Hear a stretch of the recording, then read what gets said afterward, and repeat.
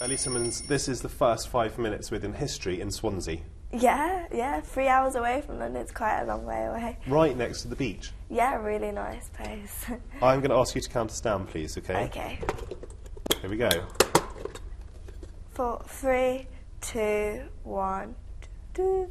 What is it like being Ellie Simmonds? It's really good, like the opportunities that I've had since London and going to London, going to the Paralympics and the home games was incredible. It was so much fun, and the home crowd as well, just the roar and everything, yeah. It's quite sad to think it was like last year and like nearly a year away, so yeah, but it's good, and yeah, just being me and stuff. I get the impression that you love life.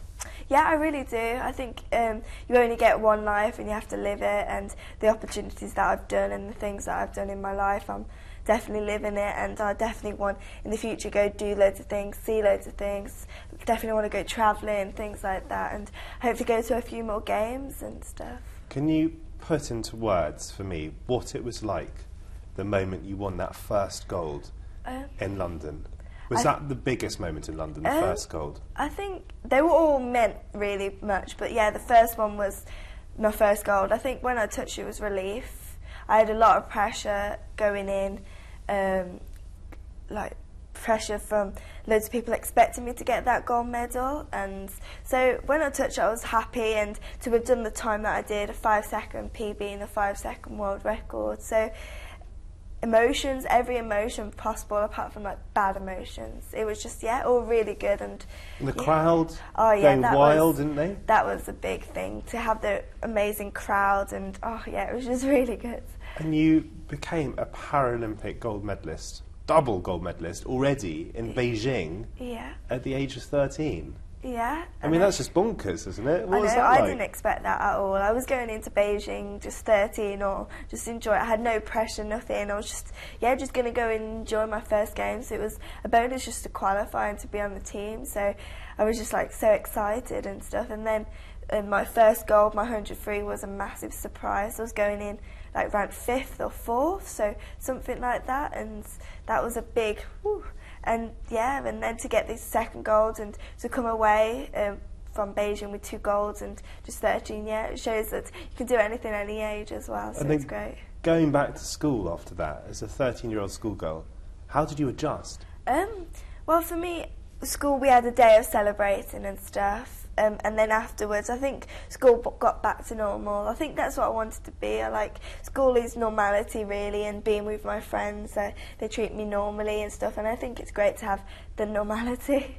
Now, your mother and you moved here to Swansea when you were about 12? Yeah, 12. And your father and your other siblings stayed near Birmingham? Yeah. And this was to make sure you had the best chance, was it, as a swimmer? Yeah, and also it's a high-performance centre for disability sport. Also, there's an amazing coach called Billy Pye, and we built a great relationship beforehand, and leading into Beijing, he helped me to swim and perform to the best, and also London, so yeah, great relationship with him, and he's such a great coach, so it was a good move to come down here and sacrifice being at home with the family. How old were you when you first got into a pool? Oh, I think I was about 5. I think my parents took me at a young age. I think it's important to get into swimming and know how to be safe around the water, and at that time I did tons of sports. When I was younger, I hated being bored and liked being active, so I did tons of different sports every day. So at that point in time I never knew that what I wanted to be was a swimmer.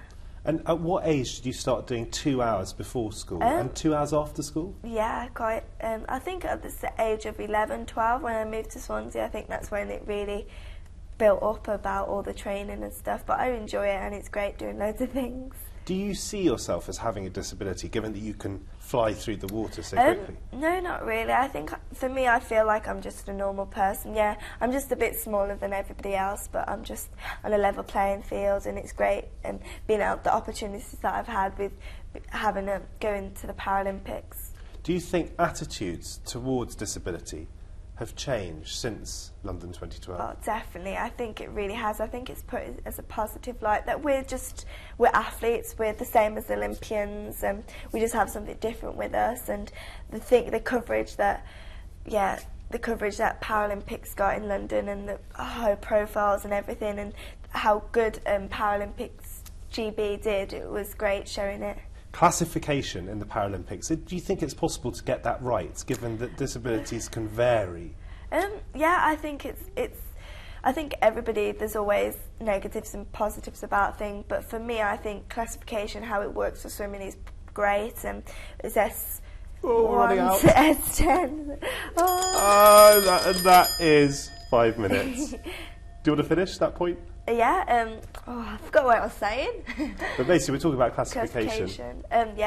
For me, I think it's a positive. Like, I compete against people who are all the same level playing field as me, and I think it's gone really well. And yeah, so there's always going to be people who lose out and people who gain out of it. So, but I think it's going well.